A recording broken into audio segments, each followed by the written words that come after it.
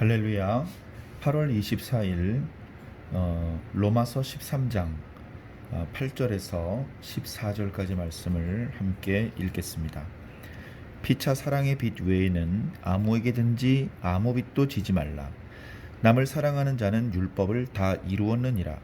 간음하지 말라, 살인하지 말라, 도둑질하지 말라, 탐내지 말라 한 것과 그 외에 다른 계명이 있을지라도 네 이웃을 네 자신과 같이 사랑하라 하신 그 말씀 가운데 다 들었느니라. 사랑은 이웃에게 악을 행하지 아니하나니 그러므로 사랑은 율법의 완성이니라. 또한 너희가 이 시기를 알거니와 자다가 깰 때가 벌써 되었으니 이는 이제 우리의 구원이 처음 믿을 때보다 가까웠음이라. 밤이 깊고 낮이 가까웠으니 그러므로 우리가 어둠의 일을 벗고 빛의 갑옷을 입자. 낮에와 같이 단정히 행하고 방탕하거나 술 취하지 말며 음란하거나 호색하지 말며 다투거나 시기하지 말고 오직 주 예수 그리스도로 옷 입고 정욕을 위하여 육신의 일을 도모하지 말라. 아멘. 아멘. 계속해서 로마서 12장 이후에 예수 그리스도를 믿는 성도들은 그렇다면 어떻게 살 것인가 라는 그런 말씀의 주제가 이어지고 있습니다.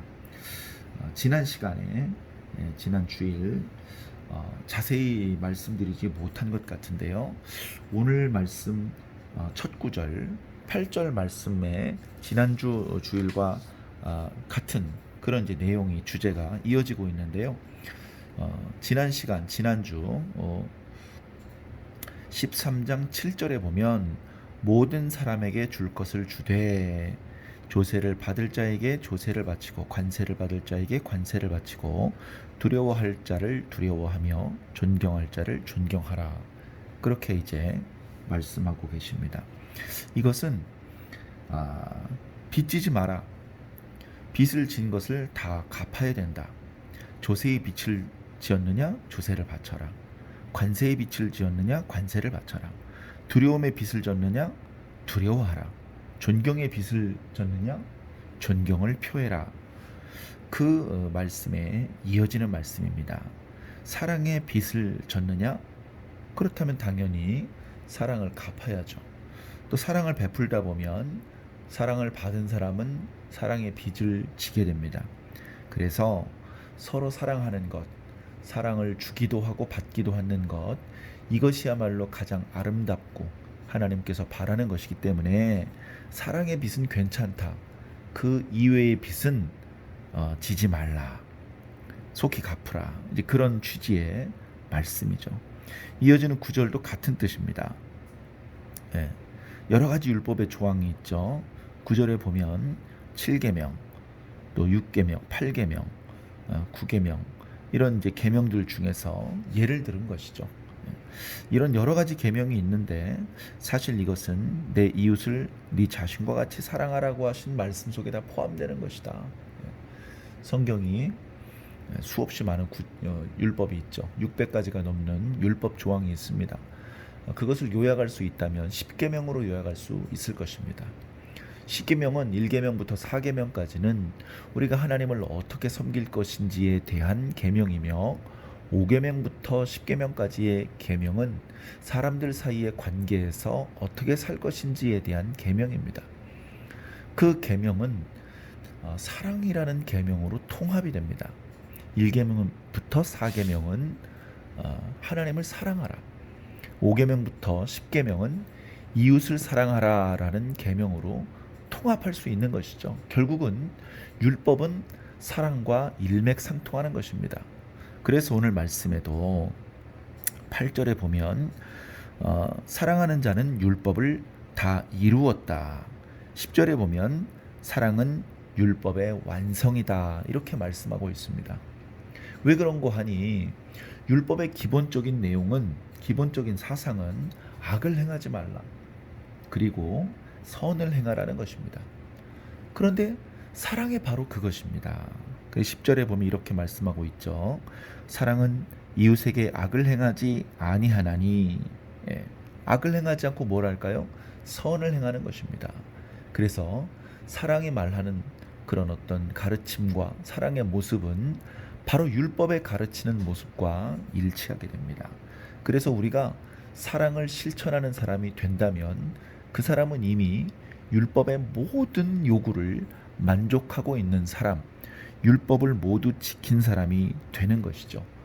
그래서 여기서는 율법이 예수 그리스도를 믿는 그 믿음과 대조되는, 반대되는, 방해되는 이제 그런 개념이 아니고요. 예, 여기서의 율법은 구원을 얻는 방법으로서의 율법이 아니고 예수 그리스도밖에는 구원의 길이 없는데 그 예수 그리스도를 믿고 구원을 받은 성도들이 어떻게 살 것인가? 당연히 율법대로 살아야 된다. 그렇다면 다시 할례를 받고 다시 제사를 드리고 다시 절기를 지키고 해야 되는 겁니까? 물론 그런 규정들, 규례들이 있지만 중요한 것은 그 규례의 내용을, 그 조문을 그대로 답습하는 것이 아니고 그 율법이 담고 있던 본래 정신, 말 그대로 사랑의 정신을 실천한다면 율법에 다 담지 못한 율법의 정신을 오히려 더 완벽하게 만족시켜 줄 수 있는 모습이 될 수 있다는 것입니다.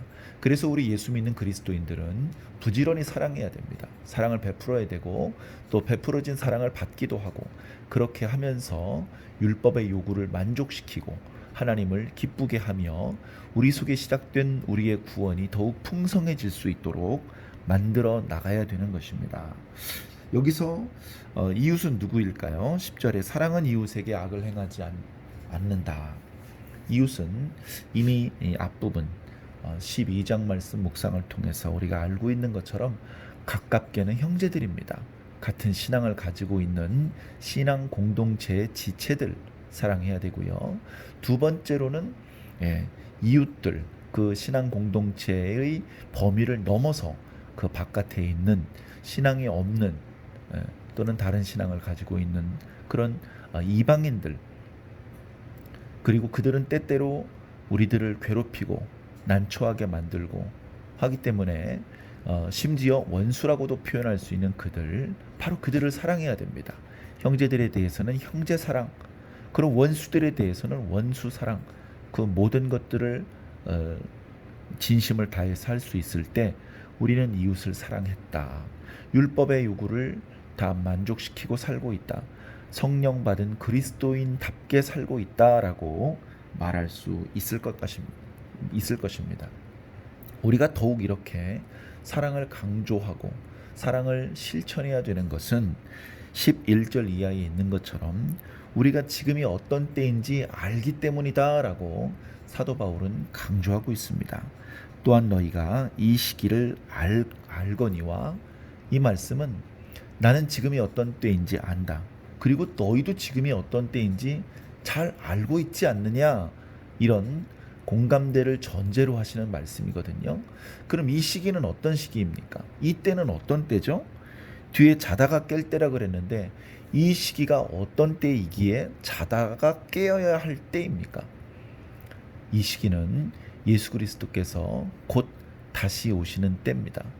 사도 바울은 간절한 마음으로 자신의 생전에 예수 그리스도께서 다시 오실 것을 믿고 간절히 소망했습니다. 그런 사도 바울의 간절한 마음이 오늘 말씀에도 절절히 나타나고 있습니다. 그러나 실질적으로 예수 그리스도께서는 사도 바울 생전에 오시지는 않았습니다. 오히려 그때로부터 수천 년이 흘러서 오늘 지금까지도 아직은 예수 그리스도께서 다시 오지 않으셨습니다.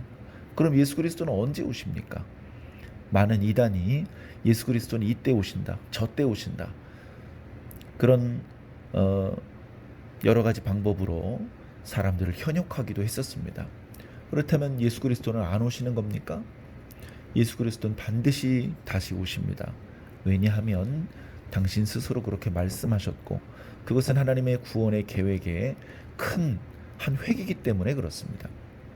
반드시 다시 오십니다. 그러나 그때가 언제인지, 어떤 방법으로, 어떤 장소에, 어떤 곳에, 어떤 시기에 오시는 전혀 우리는 알 수 없습니다. 그러나 확실히 알 수 있는 것은 예수 그리스도께서는 곧 오신다는 겁니다. 예수 그리스도 곧 오십니다. 이 곧이 숫자로 10년이다, 100년이다 이렇게 표현하기는 어렵습니다. 그것은 매우 위험하고 그것은 매우 잘못된 표현입니다. 그러나 예수 그리스도는 곧 오십니다. 예수 그리스도께서 다시 오실 때가 곧 이때다. 그런 마음으로 우리가 신앙을 할 때 우리는 가장 건강하게 살 수 있습니다. 예수님께서 주셨던 여러 비유의 말씀에서도 보면 주인은 멀리 계시다. 주인이 오시려면 아직도 멀었다. 이런 생각은 그렇게 충성스러웠던 종들을 게으르게 만들고 주인이 명했던 그 모든 일들에 태만하게 만들었습니다. 우리도 예수님을 믿고 있다고 하지만 예수님께서 다시 오시는 것은 멀었다. 아직 멀었어. 그렇게 생각을 하는 순간 우리들의 믿음은 병들기 시작하고 우리들의 신앙은 왜곡되고 변질되기 시작할 것입니다. 주님께서 다시 오십니다. 우리는 우리 생전에 주님께서 다시 오실 것을 굳게 믿고 분명히 우리 생전에 다시 오실 주님을 우리가 영접할 때 부끄럽지 않기 위해서 최선을 다해서 오늘 하루하루의 일상을 성실하게 살아가야 할 것입니다. 그래서 지금은 칠흑같이 어두웠지만 지금은 동이 터오는 때입니다. 밤이 깊고 낮이 가까웠으니 아직은 한낮의 태양이 이글이글 타오르는 그런 한낮은 아닙니다. 그렇다고 삭함에서 분별할 수 없는 주변을 이렇게 인식할 수 없는 그런 칠흑 같은 밤도 아닙니다. 이제 해가 떠오르기 위해서 동이 트고 있는 때입니다. 이때에 여전히 아직 해가 뜨려면 멀었어 하면서 어두움의 일을 일삼는다면 이제 해가 떠오르고 예수 그리스도께서 다시 오셔서 우리 목전에 서실 때에 우리가 그 부끄러움을 어떻게 감당할 수 있겠습니까? 아직은 환한 대낮이 아니지만 우리는 일찍 깨어서 낮에와 같이 단정히 행해야 할 것입니다. 여기 보면 어두움의 일을 몇 가지 예를 들어서 말씀하고 있습니다. 방탕하는 것, 술 취하는 것, 음란하고 호색하는 것, 다투고 시기하는 것. 이게 다가 아니겠죠. 대표적으로 몇 가지 말씀해 주신 것인데 이 대표적인 것에 걸리지 않는 사람이 별로 없습니다. 우리 성령 받은 그리스도인들은 이런 함정에 빠지지 않도록 늘 깨어서 자신을 점검해 보아야 합니다. 다시 오실 주님 앞에 부끄럽지 않고 주님께서 주신 말씀대로 정직하게 성실하게 살아가고 있는 그런 그리스도인의 모습이 되어야 될 줄로 믿습니다. 그래서 오늘 말씀에 보면 옷을 입는 것과 같은 표현으로 설명해 주고 있습니다. 12절에 어둠의 일을 벗어버리고 잘못된 옷을 벗어버리고 빛의 갑옷을 입자. 그리고 14절에는 오직 주 예수 그리스도로 옷을 입자. 정욕을 위하여 육신의 일을 도모하지 말자. 우리 그리스도인들에게 혹여 이런 어둠의 일에 흔적들이 남아 있다면 과감히 벗어 던지시기를 바랍니다. 그리고 빛의 갑옷을 입고 예수 그리스도로 옷 입어서 율법의 완성인 사랑을 온전히 실천하는 그런 저와 여러분들이 꼭 되기를 간절히 소망합니다. 기도하겠습니다. 고마우신 아버지 하나님, 율법의 조항들을 공부하면서 그 조문 하나하나를 완벽히 지켜내는 것은 불가능했습니다. 그러나 예수 그리스도를 믿음으로 의인의 신분을 얻고 성령을 받으며 그 감동하심을 따라 사랑을 실천할 때에 우리는 거꾸로 율법의 요구를 만족하게 하며 또한 율법의 완성을 이룰 수 있는 그런 사람들이 되었습니다. 이렇게 우리가 주님께서 우리에게 그렇게 사랑하셨던 것처럼 우리도 우리 이웃들을 사랑할 때에 우리가 주님을 기쁘시게 하며 하나님께 영광을 돌리게 되는 줄로 믿습니다. 우리가 이름만 성도가 아니라 정말 성도다운 성도, 그리스도인다운 그리스도인이 되는 것인 줄로 믿습니다. 아, 단순하게 율법을 어기면 형벌을 받고 율법을 지키면 칭찬을 받기 때문이 아니라 이렇게 행함으로써 주님을 기쁘시게 해드릴 수 있다고 하는 보다 수준 높은 이유 때문에 하나님 아버지, 우리들은 좀 더 적극적으로, 좀 더 온전하게 이 사랑을 실천하며 살 수 있도록 주님 인도하여 주시옵소서. 그 누구도 우리를 정죄할 수 없고 흠잡을 수 없고 꾸짖을 수 없고, 예수 그리스도 그리고 우리 아버지 하나님의 사랑으로부터 끊어낼 수 없도록 이 사랑으로 더욱 단단히 하나님과 연합을 이루며 예수 그리스도와 하나가 될 수 있게 하여 주시고, 이 땅에 있는 동안에 하나님의 이름을 드높이며 빛과 소금의 삶을 잘 살아낼 수 있도록 이끌어 주시옵소서. 감사하며 예수 그리스도 이름으로 믿고 기도하옵나이다. 아멘.